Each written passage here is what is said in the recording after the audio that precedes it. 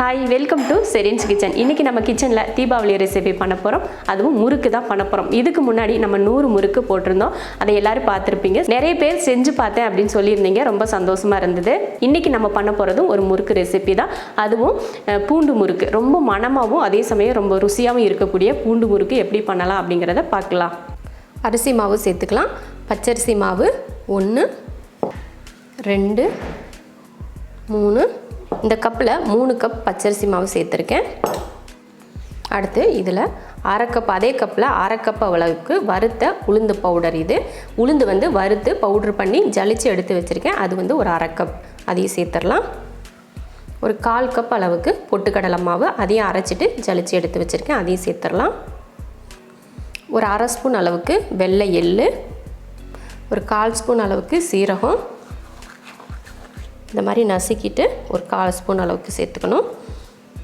அடுத்து ஒரு மிக்ஸி ஜாரில் பூண்டு பல் ஒரு 6 அளவுக்கு சேர்த்துருக்கேன். இதில் கொஞ்சம் தண்ணி ஊற்றி அரைச்சிக்கலாம். ஒரு 1/4 டம்ளர் தண்ணி ஊற்றி இதை அரைச்சி எடுத்துக்கிறேன். தேவையான உப்பு. அடுத்து ஒரு 5 பூண்டு பல் போட்டு அரைச்சோலையா அதையே வடிகட்டிக்கலாம். ஒரு அரை டம்ளர் தண்ணி ஊற்றி தான் நான் அரைச்சேன். அதனால தான் வடிகட்டிக்கிறேன். அந்த பூண்டோட மணத்துக்காக தான். ஏன்னா நம்ம பூண்டு அரைக்கிறப்போ ஒன்றும் பாதியமாக தான் அரைப்படும் இல்லையா, அதனால் நான் வடிகட்டிக்கிட்டேன். இப்போ இதை கலந்துடலாம்.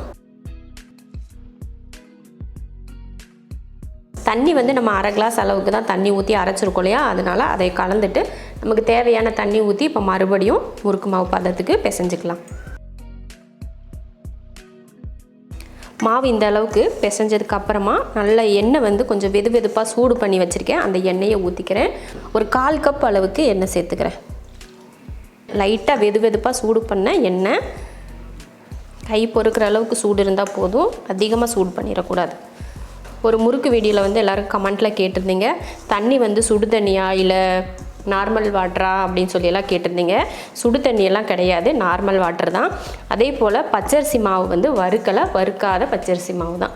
நார்மலாக நீங்கள் வீட்டில் அரைச்சி வச்சுருக்க மாவாக இருந்தாலும் சரி, இல்லைனா கடையில் வாங்கியிருப்பீங்க இல்லையா, இடியாப்பம் மாவு ஏதாவது மாவு வாங்கியிருப்பீங்களா, அந்த மாவாக இருந்தாலும் சரி, எந்த மாவாக இருந்தாலும் பச்சரிசி மாவு சேர்த்துக்கலாம்.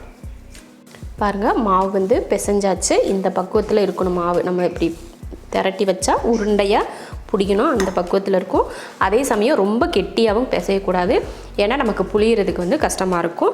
இந்த மாதிரி எடுத்து லைட்டாக அப்படி தொட்டு பார்த்திங்கன்னா நல்லா மாவு அமுந்தி வரணும். அந்த மாதிரி நம்ம பிடிச்சிக்கோங்க. இப்படி கையில் பிடிச்சி பார்த்திங்கன்னா நம்ம உருண்டை பிடிச்சி முறுக்குழக்கில் வைக்கிற மாதிரி பக்குவம் இருக்கணும். இப்போ மாவு ரெடியாக இருக்குது. முறுக்கு புளிஞ்சு வைக்கிறதுக்கு நான் 3 கரண்டி எடுத்து வச்சுருக்கேன். உங்களுக்கு கரண்டி இல்லைன்னா வாழையில எதில் வேணாலும் உங்களுக்கு போட விருப்பமோ அதில் இது போல் எண்ணெய் தடவி எடுத்து வச்சுக்கோங்க. அப்போ தான் முறுக்கு புளிஞ்சாலும் இது மேலே ஒட்டாமல் வரும். அதனால் எண்ணெய் தடவிக்கணும். அதே போல் முறுக்கு உலக்குலையும் பார்த்திங்கன்னா எண்ணெய் தடவிக்கலாம். உங்களுக்கு இந்த கண் பெருசாக இருந்தாலும் சரி, சின்ன கண்ணாக இருந்தாலுமே நீங்கள் எடுத்துக்கோங்க, அது உங்கள் விருப்பம். போட்டு இதுலேயும் எண்ணெய் தடவிக்கலாம். எண்ணெய் தடவியாச்சு. எல்லாம் ரெடியாக இருக்குது எண்ணெய் தடவி. இப்போ இதை மாவு எடுத்து இதுக்குள்ளே வச்சிடலாம். இந்த மாதிரி ஒரு கையில் எடுத்து இந்த மாதிரி திரட்டி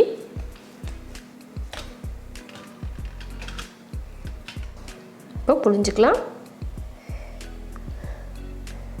நல்லா குட்டி குட்டியாக முறுக்கு போட்டுக்கோங்க, இல்லைன்னா பெரிய முறுக்காக கூட போட்டுக்கோங்க. முறுக்கு உங்கள் விருப்பம், சின்னதாக இருக்கிறது பெருசாக இருக்கிறதெல்லாம். எண்ணெய் நல்லா காஞ்சிருச்சு. இப்போ முறுக்கு போட்டுக்கலாம். ஒவ்வொரு முறுக்கும் ஒவ்வொரு சைஸில் போட்டுருங்க. உங்களுக்கு இதில் எது உங்களுக்கு ஈஸியாக வருதோ, சின்னதோ பெருசு எது ஈஸியாக வருதுன்னு பார்த்துட்டு அதையே நீங்கள் போட்டுக்கோங்க. அதே போல் போட்ட உடனே நம்ம கலந்துடக்கூடாது. முறுக்கு தனித்தனியாக பிரிஞ்சு சளி ஆயிரும். அதனால் கொஞ்சம் நேரம் விட்டு அதுக்கப்புறமா கலந்து விடணும்.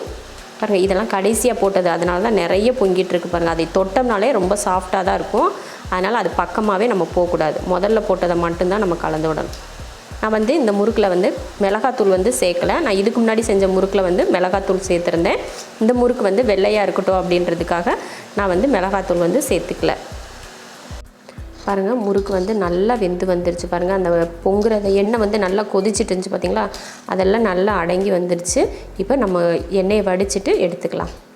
ரொம்ப கலர் மாற விட்டாலும் நல்லா இருக்காது. இந்தளவுக்கு கலர் போதும், எடுத்துடலாம். எடுத்துகிட்டு இது போல் ஒரு சல்லடையில் போட்டால் அந்த இருக்கிற எண்ணெயெல்லாம் நல்லா வடிஞ்சிடும். இதே போல் மீதி இருக்கிற முறுக்கையும் புழிஞ்சு எடுத்துடலாம். நல்ல ருசியான அதே சமயம் நல்ல பூண்டு மணத்தோட ஒரு முறுக்கு செஞ்சாச்சு. பூண்டு முறுக்கு ரொம்ப ருசியாக இருக்கும். டேஸ்ட்டும் பார்த்திங்கன்னா ரொம்ப நல்லாயிருக்கும். அதே சமயம் உங்களுக்கு வேலையும் ரொம்ப ஈஸி. மனம் பார்த்திங்கன்னா ரொம்ப நல்லாயிருக்கும். ஏன்னா அந்த பூண்டு அரைச்சி நம்ம அந்த தண்ணி அது கூட சேர்த்துருக்கோம் பார்த்திங்களா, அந்த மனம் வந்து ரொம்ப அருமையாக இருக்கும். நம்ம எப்போயுமே ஒரே மாதிரி தான் உளுந்து முறுக்கு அப்புறமா பொட்டுக்கடலை முறுக்கு இதெல்லாம் செய்வோம் இல்லையா, இந்த மாதிரி பூண்டும் இது கூட சேர்த்து முறுக்கு செஞ்சிங்கன்னா ரொம்ப ருசியாக இருக்கும். அதே சமயம் ரொம்ப மணமாகவும் இருக்கும். நான் வந்து 3 கப் மாவு சேர்த்தேன். அதில் 60 முறுக்கு வந்திருக்கு. கிராம் கணக்கில் மாவு சொல்லணும்னா 650 கிராம் மாவு இருக்கும். அதுக்கு 60 முறுக்கு வந்திருக்கு. இதே போல் நீங்களும் முறுக்கு செஞ்சு பார்த்துட்டு எப்படி இருக்குன்னு சொல்லிட்டு கமெண்ட்டில் சொல்லுங்கள். பிடிச்சிருந்தா லைக் பண்ணிவிட்டு ஷேர் பண்ணிவிட்டு நம்ம ஷெரின்ஸ் கிச்சன் சேனலை சப்ஸ்கிரைப் பண்ணி பக்கத்தில் இருக்க பெல் ஐக்கானை கிளிக் பண்ணி வச்சுக்கோங்க.